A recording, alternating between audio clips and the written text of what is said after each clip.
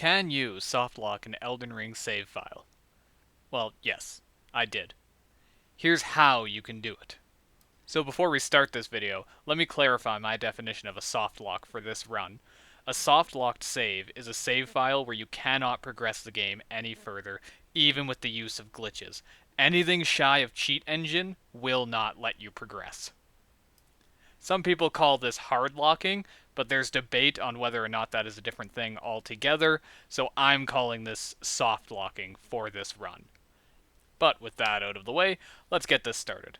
So first thing, we make a new character. I'm choosing Wretch because I'm too cool for school, and we immediately head out and make a beeline for the gate front site of Grace and speak to Melina.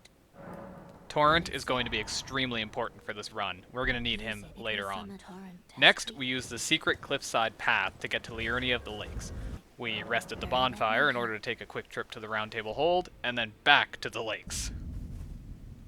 After making our way down the cliffs, we can carry on to the ruins with all the annoying archers, in order to pick up the Frenzied Flame Stone for later.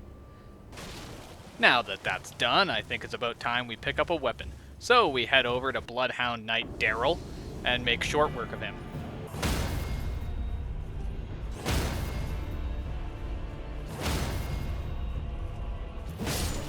And just like that, we have the Bloodhound's Fang, one of the best noob weapons in the game. And armed with the Fang, we quickly make our way past Fort Height, paying its dear lord, Kenneth Height, a quick visit.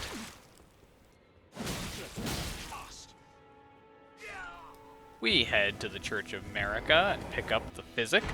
Then we use the teleporter to end up in Caelid. From here, we're making our way down the hill, taking care to sneak between the dragon's legs, and use a Spirit Spring to end up at Fort Faroth. We skip picking up the Dectus Medallion. We don't need it anyways. And then we grab Radagon's Talisman. Next, we head to Liurnia of the Lakes and pick up the Stamina tier.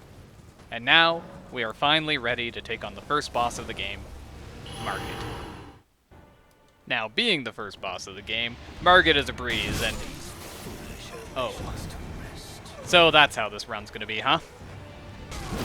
Okay, anyways, after totally not dying to Margit even once, we defeat him and move on to Stormvale Castle. We use the main gate and make it to the next site of Grace without issue. And that's when we encounter the second boss of this run. The birds. I hate these birds. I cannot stand them. I think they are the worst regular enemy in Elden Ring. But in any event, after dying to the worst regular enemy in Elden Ring, we're ready to take on Godric. I didn't get Godric first try either, but it doesn't matter, because I managed to defeat him.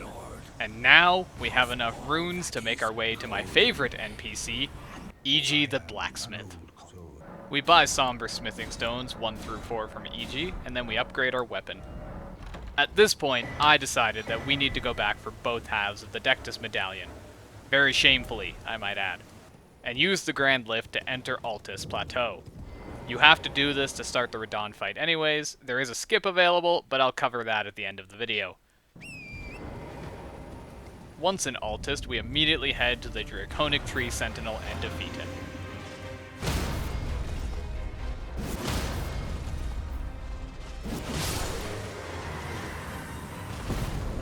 You don't have to do this, I just did it for fun. Now that we've completed our little side quest, we can get back on track and head to the Tower of Return on the southern end of the Weeping Peninsula. Once there, we can climb to the top and open the chest, allowing us to warp to Lendel, the royal capital. Now that we're in Lendel, we use a glitch called the Wrong Warp to make it back to the beginning of the area. From here, we make our way through the capital until we reach a lift that brings us to the site of Grace we were just at. How is this useful, you ask? Just wait, you'll see. Now, since we're in the capital anyways, I pick up an easy-to-grab Somber 5 and 6, and we can level up our weapon and finally fight our third real boss of the run, Radahn. Radahn takes a few tries, but we get him eventually.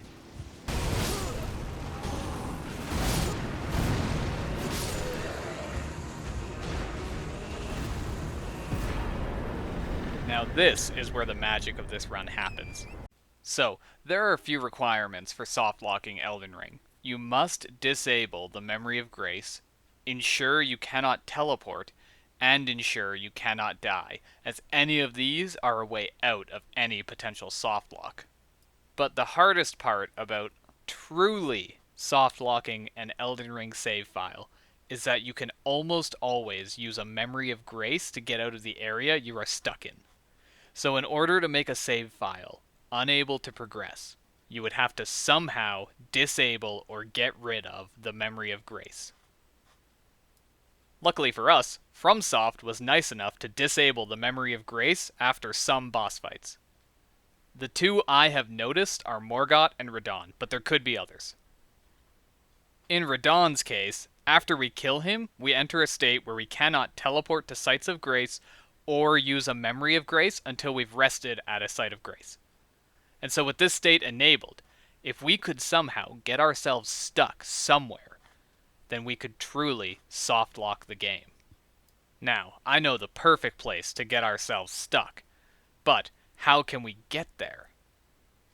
I mean, as it stands right now, we're stuck here on Radahn's dune.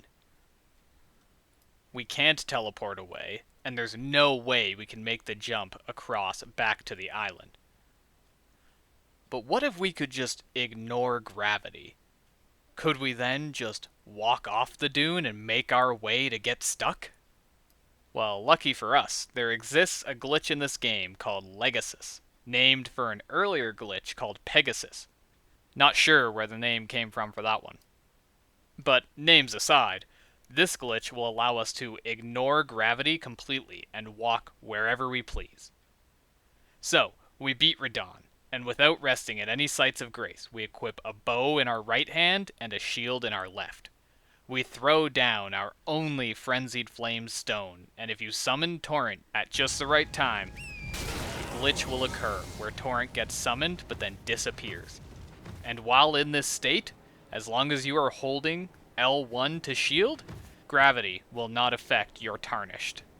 So, with this glitch active, we make our way across the water to the lift, head up, and oh my.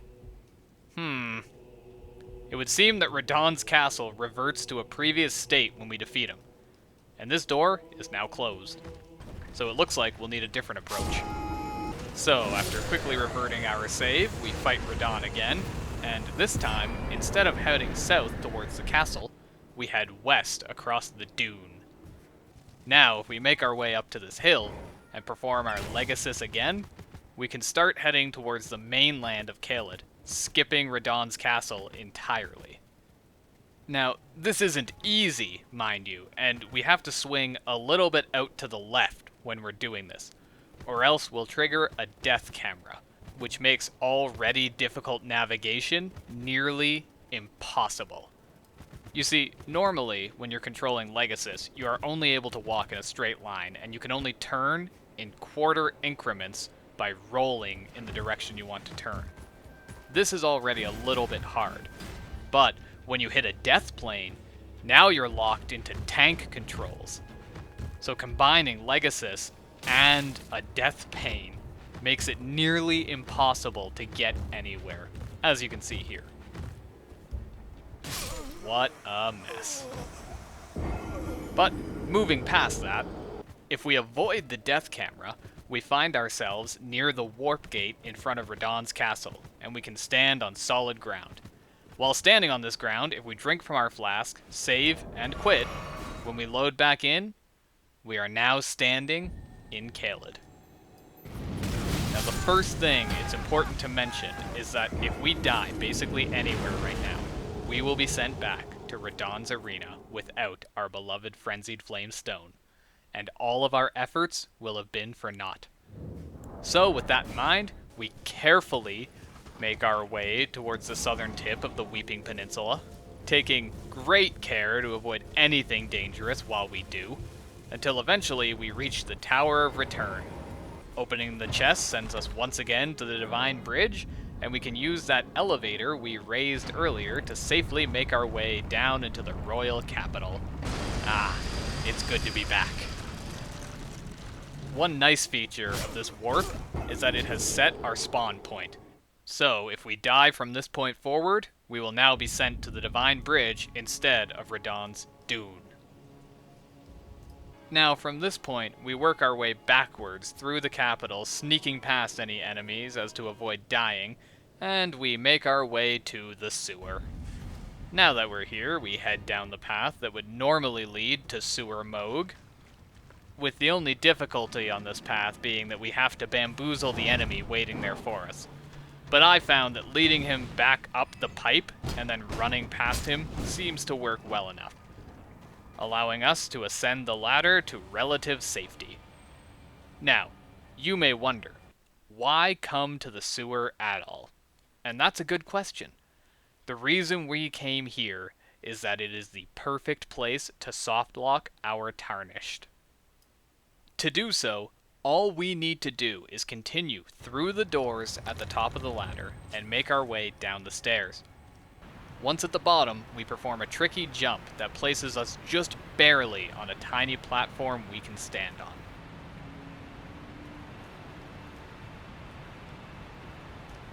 From there, all that's left to do is walk off at the right angle, and we end up here, at the bottom. The first thing we have to do once we're down here is use up all of our FP and flasks, then drop all of our weapons. We are truly stuck. This is it, what we have been working towards. We have ended up in a pit in the sewer without the ability to use a Memory of Grace, die, or wrong warp. And even if we could wrong warp, a wrong warp in the sewer puts you in another area that you are softlock in. We cannot use any items or weapons. We cannot summon or invade anyone, or generally do anything useful. As far as I am aware, there is no way out of this pit, even on previous patches where the zip glitch exists, because without any weapons, I don't believe you can trigger a zip. This is it.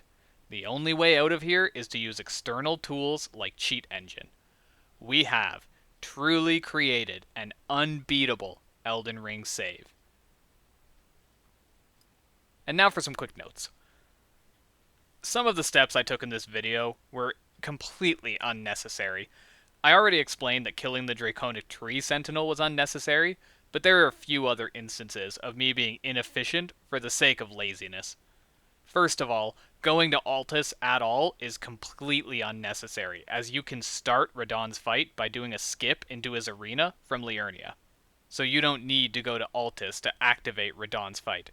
Secondly, activating the lift to the Divine Bridge is completely unnecessary, as even on the most recent patch, you can still use the exploding physic to skip the bridge. But the timing on that is really precise, and I found it was quicker and easier to just enter the capital and activate the lift. But, all that aside, the end result is the same. Yes, you can in fact create an unbeatable, soft-locked Elden Ring save. That's all. Bye.